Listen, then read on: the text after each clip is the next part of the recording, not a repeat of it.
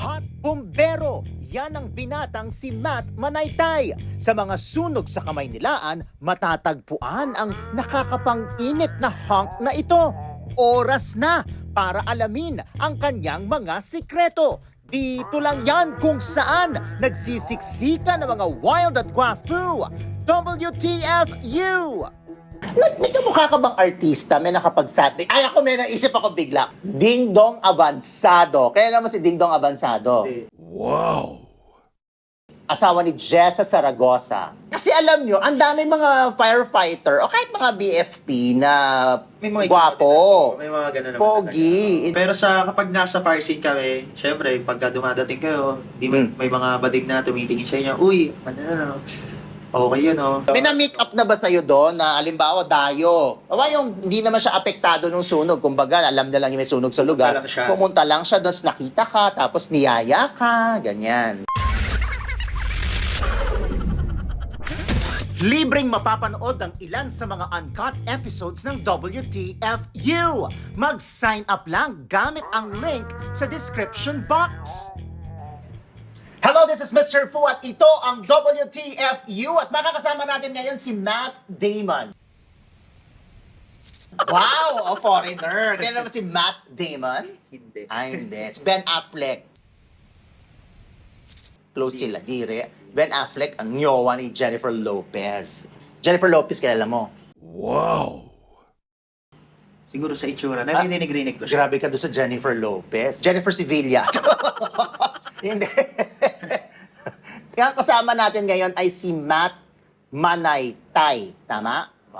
Si Matt Manaytay po ay baby ng parlorista. Totoo ba?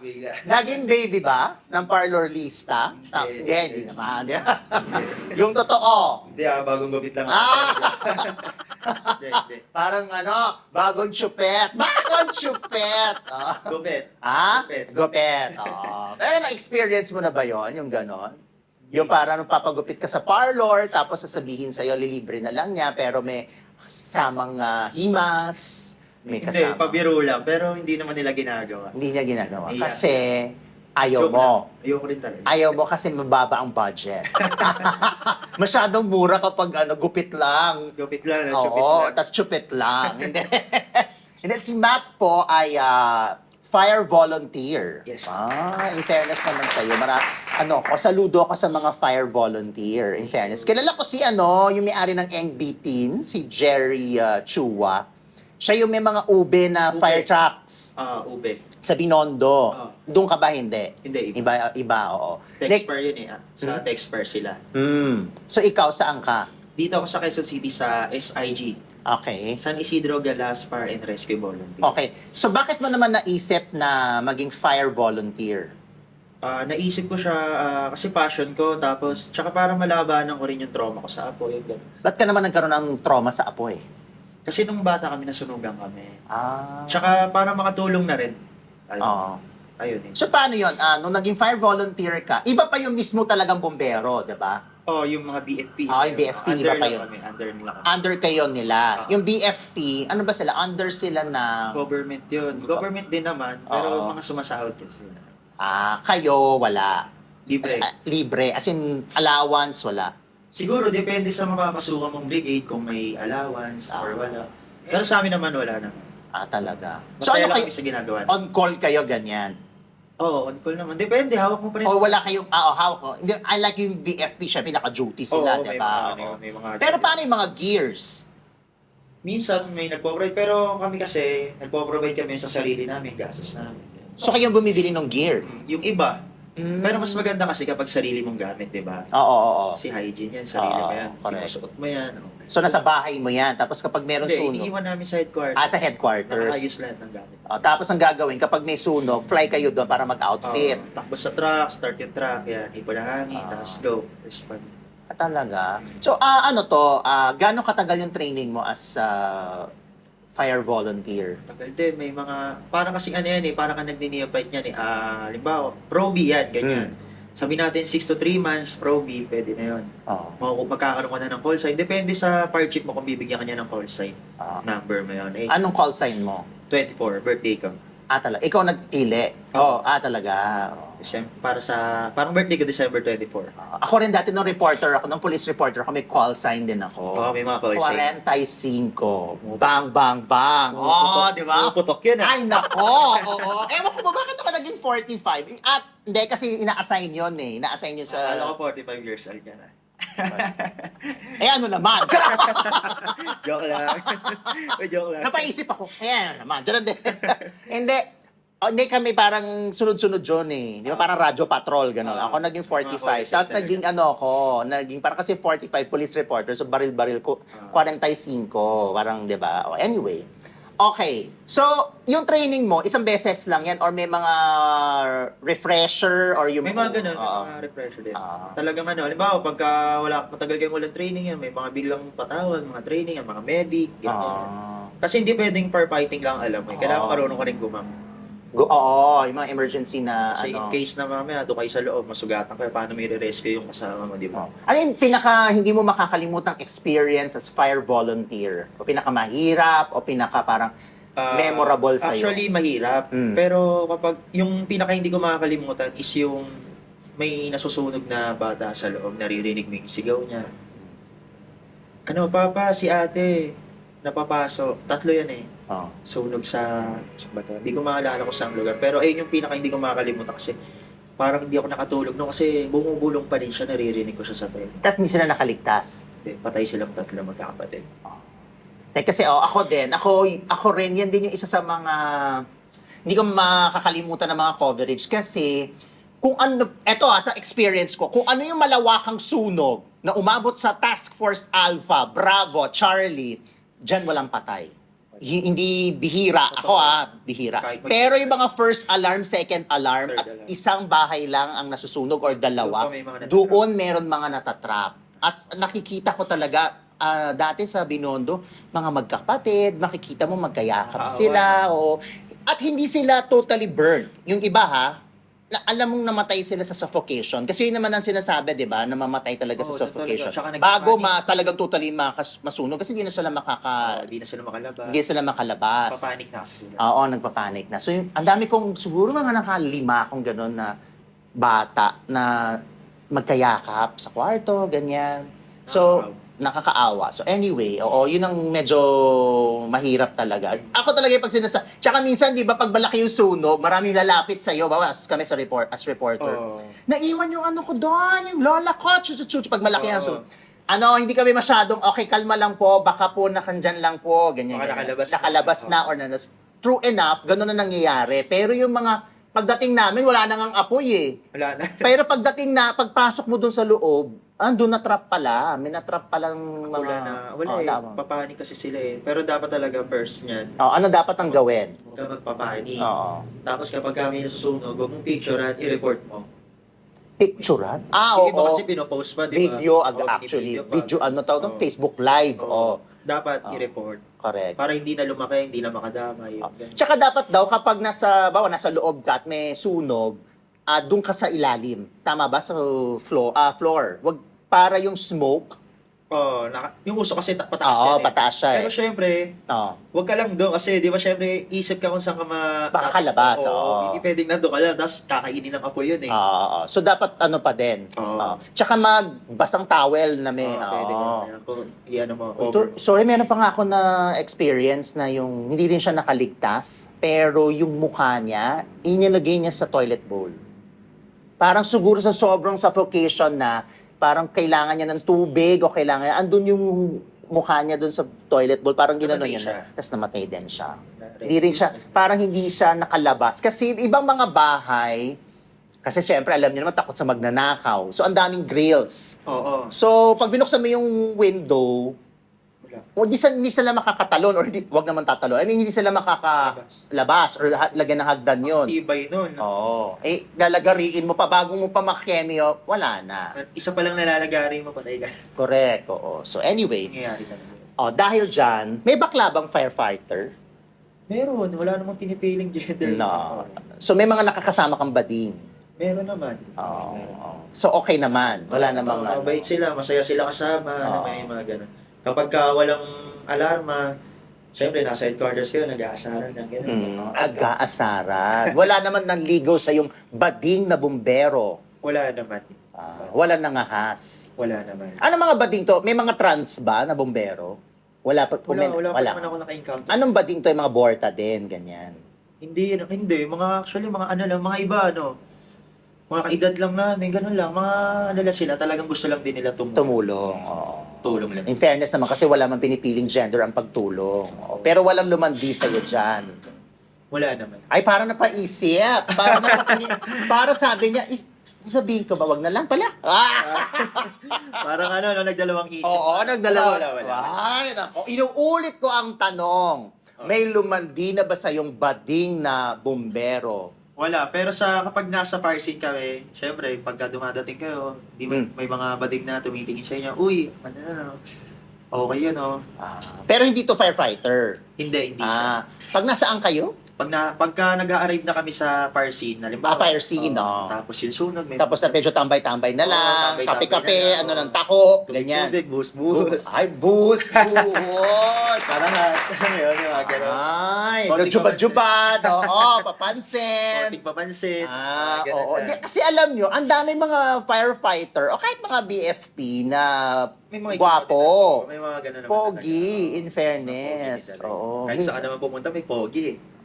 Hindi, pero isa mga bombero, iba eh. Nalala ko nun, pag may sunog, pag naka-standby kami, sabi ko, pogi naman itong mga bombero na to. Tapos yun nga ang effect nyo, kapag tapos na, naapula na yung sunog, Pakyut na kayo ng pakyut doon sa mga, Ay, di naman lahat. doon sa mga girls doon at sa mga bakla. Di naman lahat. May na-make up na ba sa'yo doon na, alimbawa, dayo? Aba, yung hindi naman siya apektado ng sunog. Kumbaga, alam na lang yung may sunog sa lugar. Pumunta lang siya doon, nakita ka, tapos niyaya ka, ganyan. Wala naman ganun.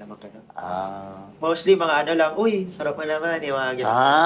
Ay, Gusto mo tubig? Hindi, marami tubig yung fire truck namin eh. Ganun lang. ano sinasabi mo kapag gano'n na Wala nag-o-offer? naman. Ay lang, minsan picture, okay lang. Hindi naman tayo suplado eh. In fairness. May kamukha ka bang artista? May nakapagsabi? Ay, ako may naisip ako bigla. Although may kamukha ka talagang trainer na kasama ko sa gym dati. Super kamukha mo. Pwede mo maging kambal. Ano pangalan? Basta. Mamaya, pakita ko yung picture. Super kamukha mo. As in. Pero, sino daw ang kamukha mong artista pag may mga nakakita sa'yo? Sa amin, ewan ko, pinagtitripan lang nila ako, si Justin Bieber. First look. Justin Bieber. Parang ang layo naman. Wow. Tatawa na nga lang ako. Baka more of Justin Yeah. Kuyugan. Kuyugan. May pogi rin yun. Hindi, alam mo kasi yun yung nakikita ko. Sino? Ding Dong Avansado. Kaya naman si Ding Dong Avansado. Hindi. Wow. Asawa ni Jessa Saragosa. Kaya naman si Jessa Saragosa. Hindi mo rin kilala. Naririnig ko. Ilan taon ka na ba? 23 nga lang. 23 Hindi kasi ako years mahilig manood-nood eh. Kasi puro porn ang pinapanood mo. Minsan. Salome Salve, kilala mo. Kilala ko yun. Pag yung kilala eh, no? Si Sharinami, kilala mo. Ay, hindi na. Hindi mo kilala yun. Pero si Salome, nakikita ko lang. Kasi yung kaibigan ko, boy, tignan mo to. No? Tigilan mo nga ako. Tinignan ko lang. Ano ka ba? Di ko na totally pinanood ng tatapusin ko to. Hindi. Kasi tapos ka na, kaya hindi mo na tinapos. Tapos na wala. Oo, tapos ka na. Direct sino nakikita mong artista? Ako Ding Dong Avansado talaga, dito sa side na to. O dito ka naman. Si Direct, titignan natin. Wala siyang nakikita. Reality lang. So si Justin Bieber daw, sinasabi? Sabi nila, yung mga kuya-kuya ko. Huwag ka mong papaniwala. Ang layo nga eh, di ba? Ang layo eh. Taga saan ka ba? Taga-galas niya. Galas, Quezon City. Tapos, ang probinsya mo, Jensan. taga Jensan. Side ng mother ko yun. Yung father ko naman, Davao. Okay. Okay, sige. Okay, so nag-fire volunteer ka, tapos naging parang nagtrabaho ka sa isang, parang nagkahero ka, ganun ba? Oo, sa MOA Arena. As in yung MOA Arena na for nag-ano ako concert, doon, ganun? concert. Snack time lang yun, mga hotdog, burgers, sandwich, mga ganun. Talaga? Of course, yan. Gano'n kalaki yung hotdog? Laki din eh. Gano'n, i-ano mo? Laki. Malaki din. Malaki yung hotdog. Marami bumili na hotdog. Oo, marami. Talaga. At mga bading ito. Hindi naman lahat. May mga bading din. Doon, di ka na pick up. Hindi. Bawal, naka-duty kami din eh. Ay, paglabas. Patapos na yung Hindi pa concert, rin. sarado na yung Gabi na snack house, Gabi na ganyan. yun, gabi na yun. Ha? Gabi na, madaling araw na yun. Hindi na nga, 11, 10, nandun, nakatambay pa kayo dun sa labas ng hagdan ng MOA Arena. Yeah, sa loob lang kami. May Hindi pag-upawian. Wala, nagtawi na, syempre, pagod na. No? Mapahinga ka na noon, syempre. May girlfriend ka ba ngayon? Wala naman. Buti naman. Pero nakailang girlfriend ka na? 3. 3 girlfriend. Oh. Ano bang tipo mong babae? Physical? Physical. Sa ngayon, wala muna kasi niloloko lang. Hindi, I mean yung talagang na-attract ka kapag ano. Wala naman, sa ugali lang, ganun lang. Pero meron ka ba? Gusto ko maputi, gusto ko sexy, gusto ko morena. Ganyan. Morena lang, ganun lang. Morena. Oh. Sino artista yung peg mo? Na parang, ito crush ko tong artista. Sa artist. Oh. Parang si Gabi, pati si Sanya. Concepcion? Gabi Garcia. Wow. Tsaka si Sanya Lopez. Wow. Oo, magaganda naman yun talaga. Yun lang, wala nang iba. Oo, in fairness. Si Gabi Garcia, parang ano yan eh. Sangre. Oo, tsaka ang look niyan, pang pang model, tsaka pang, Pinay na Pinay talaga. tsaka pang cover ng magazine, ganyan. Si Sanya naman, very, Pinay. Pinay talaga. Ayun ang mga bet mo. Paano ba magmahal ang isang Matt? Wala, simple lang. Kontento lang sa araw-araw. Masaya, gano'n. Naloko ka ng babae? Ibig sabihin, tinutime ka, ganyan? Oo, gano'n. Lahat sila? Hindi naman lahat, Ah. pero basta ayun na lang yung pinaka naging na trauma na lang din ako. Nahuli mo, gano'n? Oo, sa harap ko pa mismo. Sa harap mo? Paano? Pagdating mo, may dala kang pansit, tapos nalaglag mo yung pansit kasi may Hindi. nagaganap, gano'n? Hindi, di ba kami? Oo. Nung time na yun kami, tapos parang birthday ng kapatid niya, anong nangyari? Sinundo siya ng ex niya Oh. sa mismong harapan. Sinundo? Saan dadalhin? Mali ko. Siyempre, di ba, kami, dapat Oo. isipin niya kami, bakit siya sumama? Ano sabi niya? Wala, hindi na siya nagsalita eh. Ha? Sinabi na lang sa akin ng kapatid niya, uy, tignan mo yung si ate. Sumama. Wala na, nagawa, habulin ko pa. Nung nagmukha akong tanga doon sa area na yun, sa Oh. birthday na yun, nagpasundo ako sa kaibigan ko, pre, sunduin mo na ako. Diyan na lang tayo mag-inom sa tapat. Eh, hindi na ako nagdrama. Tapos na tayo. Kaya katagal na kayo noon? Parang 3 months pa lang. Bago pa lang. Pero niloko ka agad. Ano message mo sa kanya? Nanonood siya. Makakahanap ka rin ng katapat mo. Kailan ba nangyari to? Last year lang. Bagong-bago. Fresh na fresh. Fresh na fresh. Oh, okay. Kasi babae yan, girlfriend, di ba? Oo. Bading. Nakailang karelasyon ka ng bading? Ngayon wala pa naman. Wala pa naman. Parang nagsisinungaling. Hindi, wala naman talaga. Mukha lang may gano'n pero wala. Wala. So never ka nakipagrelasyon sa bading? Wala. Okay. Pero bukas ba ang puso mo na makipagrelasyon sa bading? Depende kung paano niya ako i-treat. Siyempre, di ba minsan yung iba, nagpo-call, yung mga gano'n. Eggs mo yung mga gano'n. Depende, kung mabait naman siya. Minsan kasi karamihan ng mga bading, yun lang di ba? Hindi ko naman nilalahat. Hindi naman lahat. Karamihan. Hindi naman lahat. Hindi ko nilalahat. Siyempre, yung mga lalaki rin, hindi naman tayo magpapabango. Ganun lang din yung habol minsan sa bading. Ganun lang. At saka sa bading. Oo, ganun lang. Nai-gets mo naman. Mm. Ganun. Depende pa rin. Depende sa sitwasyon. So at least hindi sarado ang puso mo. Hindi naman pinagdadamot ang pagmamahal. Ay.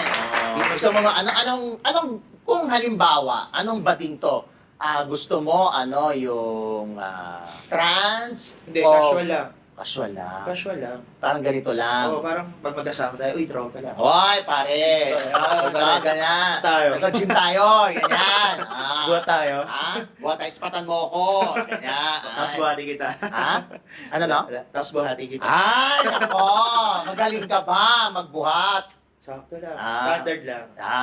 Sige. Ayan na. Yan ang gumalon na. Ayan na. Naku, tama-tama. Paano kung halimbawa, pinapili ka, eto ang TF mo pag babae ang ka-eksena na sex video, eto bading, triple ang talent fee, papayag ka. Walang reveal ng face, naka-blur, Kung praktikalan, siyempre doon ka sa mas malaki. So papayag ka. Praktikalan niya eh. Kekemihin mo yung bading. Ano na naman, trabaho lang. Ay, ipopost nga pala, no? Pero wala namang reveal ng muka. Hindi na, depende. Hindi na, okay na ako. Anong hindi na? Hindi ako papayag na i-post yun. Pero yung mga... Anong gagawin? Panoorin nila. Ganun lang. Nahiya pa no? Sige na nga, gawin ko, 4 times ang TF triple kanina. 4 times, ipopost namin, paano kami kikita? Sabi nung bakla. Hindi na lang siguro. Nahiya pa yun. Nahiya pa, bumayag na kanina eh. Nahiya pa. Alimbawa, 10 times ang TF, pero face reveal. Hindi na lalo. Bakit Face naman? reveal eh. Ayoko. Nakita pa ng mama ko yun. Hindi, i-block mo na yung mami mo. Mo na yung pandesal o hotdog? Hotdog. Very good. Magubad ka na. Magubad. Kailangan mo lang i-atras to, tapos ubarin mo muna yung sando. Sando muna. Okay. Yeah. Ay, meron pa ditong tattoo. Marami pang Cross. tatanggal likod yan. Saan yung likod? Ano yan? Bless. Bless. Sige, lagay mo muna yung shirt mo dyan. Tapos alisin mo yung shoes. Para hindi ka alisin mo na lahat. Kahit yung underwear, pwede naman kung gusto mo. Hindi naman kami maselan. Charot. Pwede mong ibaba na lang? Dito, hindi. Kailangan mo alisin lahat kasi mahihirapan ka. Okay. Ako na nagsasabi sa'yo. Charot. Ready? Ano na ba? Alisin ka na ba? Alisin mo na. Huwag palagpasin ang full at uncut episode ng Hot Bumberong ito. Hanapin ang link sa description box. Mag-invite ka na sa social media accounts mo. Go. I-invite ko. Wala. Hindi, kung anong social media accounts mo. Social media accounts. Hindi ako active pero sa... Go. Invite. Invite Shout mo out ka. hi. Hi, invite nyo. I-follow nyo kung mga bakla kayo. Ganyan na. Wala naman ako i-invite. Wala? Ayaw mong i-promote yung social media account mo? Number mo. Gcash number. Naku, ayun ha. Wala, hindi naman ako masyadong active Sige. Ayaw mo dewa. Shout out na lang pala sa San Isidro Galasfar Rescue Volunteer. Yan. Kay Consi Egayap and kay Boss Cap John Reynold. Lalo-lalo na rin po sa partnership ko, si Chief Owen Villaseñor. Ayan. Dahil dyan, maraming salamat naman sa iyo at maraming salamat po sa inyo lahat. Huwag kakalimutan mag-subscribe sa WTFU sa YouTube, Facebook, Patreon, at syempre sa channelfu.com. This is Mr. Fu, Maganon! Ano yung pinaka-wild na selfie video na nagawa mo? Selfie video na nagawa ko, pinaka-vibe. Yes or no? Naging baby ka na ba ng bading? Nakiliti ka na ba ng bading? May nagbigay ba sa iyong pera na bading, tapos humingi ng kapalit? Meron o wala, may bading na bang nabulunan ng dahil sa iyo